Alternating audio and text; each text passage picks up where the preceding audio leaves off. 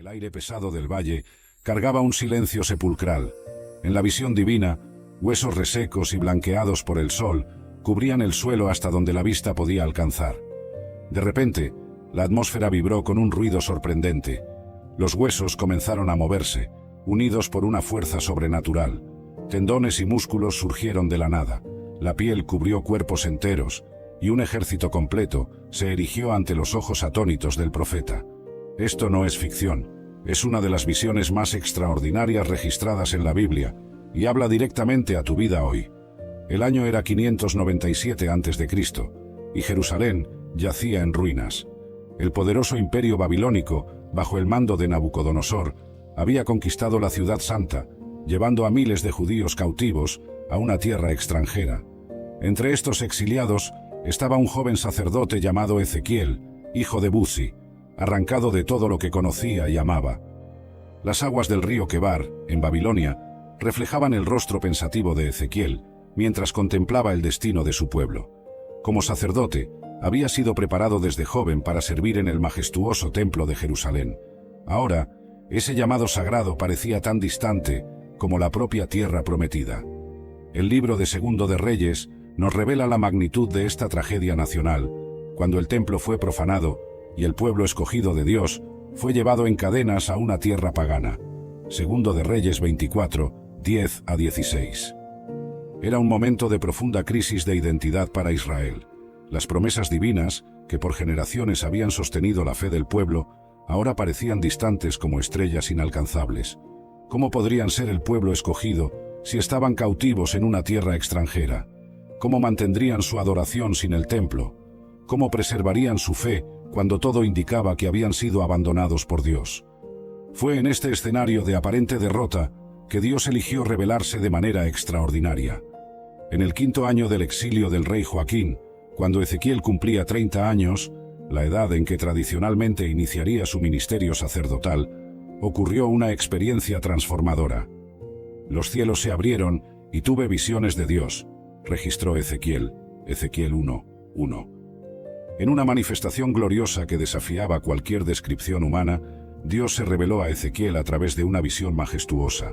4 seres vivientes con múltiples caras, ruedas dentro de ruedas llenas de ojos, un firmamento de cristal resplandeciente, y sobre todo, un trono de zafiro donde se asentaba una figura con apariencia de hombre, brillando como metal incandescente en medio del fuego. Ezequiel 1:4-28. Esta visión no era solo un espectáculo celestial, era un mensaje profundo para un pueblo desarraigado. Incluso en el exilio, incluso en Babilonia, el trono de Dios permanecía soberano. Su presencia no estaba limitada al templo en Jerusalén. Él era y continuaba siendo el Señor de toda la tierra.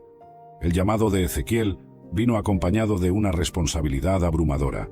Hijo del hombre, Dios lo llamó, un título que resonaría a lo largo de todo su ministerio. Te envío a los hijos de Israel, a las naciones rebeldes que se rebelaron contra mí. Ezequiel 2:3. El pueblo al que debía ministrar tenía rostro obstinado y corazón encaparrado, pero eso no debía intimidarlo. Como un centinela espiritual puesto sobre los muros de Israel, su misión era clara y solemne. Cuando diga al impío, ciertamente morirás, y tú no lo adviertas, su sangre la exigiré de tu mano. Ezequiel 3:18. Cada alma, cada vida, pesaba sobre sus hombros con una urgencia divina. Los primeros años de su ministerio estuvieron marcados por acciones proféticas que hoy nos parecen extraordinarias. Por orden divina, construyó una maqueta de Jerusalén y la sitió, demostrando el asedio que vendría. Se acostó de lado por 390 días para representar los años de iniquidad de Israel, y 40 días más por el pecado de Judá. Ezequiel 4:4-6. Se afeitó la cabeza y la barba, dividiendo el cabello en 3 partes, un símbolo vívido del destino que aguardaba a Jerusalén. Cada acto era una profecía viva, un sermón silencioso para un pueblo que se había vuelto sordo a la voz de Dios. A través de estas demostraciones dramáticas, Ezequiel comunicaba verdades difíciles de una manera que no podía ser ignorada. Su propio cuerpo y vida se convirtieron en un canal del mensaje divino. La vida personal de Ezequiel también se convirtió en un símbolo profético cuando Dios lo advirtió sobre la muerte inminente de su esposa. Hijo del hombre, he aquí que quitaré de ti el deseo de tus ojos con un golpe. pero no lamentarás, ni llorarás, ni correrán tus lágrimas. Ezequiel 24, 16. En un solo día, perdió a su amada compañera y se le prohibió hacer luto público, una demostración vívida del choque y el dolor que Israel experimentaría con la caída de Jerusalén. El ministerio de Ezequiel coincidió con uno de los períodos más oscuros de la historia de Israel. La destrucción del templo en 586 a.C., profetizada por él, marcó el fin de una era. El lugar que simbolizaba la presencia de Dios entre su pueblo yacía en ruinas, y con él, las últimas esperanzas de los exiliados parecían haberse desvanecido. Fue en este contexto de profunda desolación nacional y espiritual que Dios comenzó a revelar a través de Ezequiel no solo mensajes de juicio, sino también promesas de esperanza y restauración. «Pondré dentro de vosotros un espíritu nuevo», prometió el Señor a través de él, «y quitaré el corazón de piedra de vuestra carne, y os daré un corazón de carne». Ezequiel 36, 26. Pero nada prepararía al profeta para la experiencia extraordinaria que estaba a punto de vivir, una visión que no solo transformaría su comprensión del poder restaurador de Dios, sino que resonaría a través de los siglos como un testimonio vivo de la capacidad divina de traer vida donde solo existe muerte. El mensaje de Ezequiel era único entre los profetas. Mientras Jeremías profetizaba en Jerusalén sobre la destrucción venidera, Ezequiel hablaba a los exiliados sobre la necesidad de una transformación interior profunda. «Abandonad todas vuestras transgresiones y haced para vosotros un corazón nuevo y un espíritu nuevo». Ezequiel 18, 31. Su mensaje enfatizaba la responsabilidad individual ante Dios, un concepto revolucionario para un pueblo acostumbrado a pensar solo en términos de destino nacional. Entre los exiliados a orillas del río Quebar, Ezequiel estableció una especie de escuela profética. Los ancianos de Israel frecuentemente se reunían en su casa. Ezequiel 8, 1, 14, 1, 20, 1, buscando orientación e interpretación de las visiones divinas. Su hogar se convirtió en un centro de renovación espiritual, un faro de esperanza en tierra extranjera.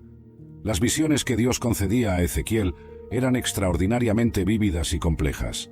Vio la gloria del Señor dejando el templo gradualmente. Ezequiel 10, 18 a 19. Un símbolo poderoso del juicio divino sobre la infidelidad de Israel. Pero también recibió visiones de restauración, un nuevo templo, un nuevo sacerdocio, una nueva división de la tierra prometida. Ezequiel 40 a 48. Su mensaje oscilaba entre advertencias severas y promesas gloriosas. «Haré de ti una desolación y un oprobio entre las naciones que están a tu alrededor». Ezequiel 5:14, advertía él. Pero también proclamaba: «Os tomaré entre las naciones, y os congregaré de todos los países, y os traeré a vuestra tierra». Ezequiel 36:24. El ministerio de Ezequiel preparaba el terreno para una de las visiones más extraordinarias jamás registradas en las Escrituras. Una experiencia que demostraría de manera dramática e inolvidable el poder de Dios para restaurar no solo individuos o naciones, sino para traer vida desde el mismo valle de la muerte. Las circunstancias del exilio habían creado una atmósfera de profundo desaliento espiritual. El pueblo expresaba su desesperación a través de un proverbio amargo. Los padres comieron uvas verdes y los dientes de los hijos se embotaron. Ezequiel 18:2. Era una forma de decir que estaban sufriendo por los pecados de las generaciones anteriores, un intento de esquivar la responsabilidad personal ante Dios. Ezequiel confrontaba esta mentalidad con un mensaje radical de responsabilidad individual. «El alma que peque, esa morirá». Ezequiel 18:4, declaraba él, enfatizando que cada persona respondería por sus propios actos ante Dios.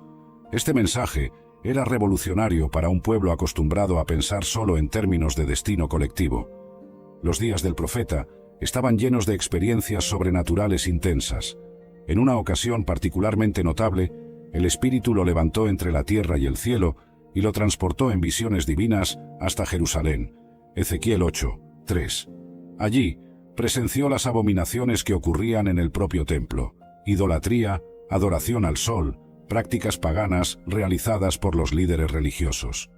Pero el aspecto más doloroso de su ministerio era ver la incredulidad persistente del pueblo. «Ah, Señor Dios», lamentaban ellos, «¿no está Él hablando por parábolas?». Ezequiel 20, 49.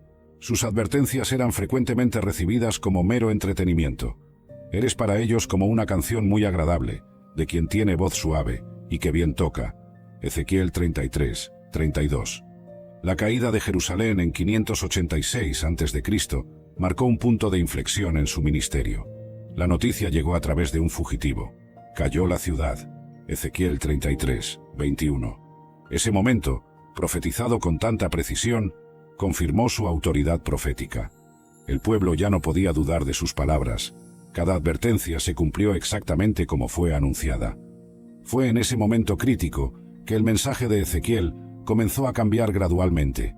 Si antes sus palabras eran principalmente de juicio y advertencia, ahora comenzaban a brotar promesas de esperanza y restauración.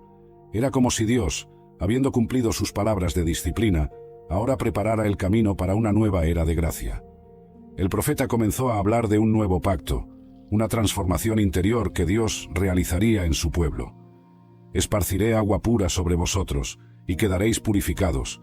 De todas vuestras inmundicias y de todos vuestros ídolos, os purificaré.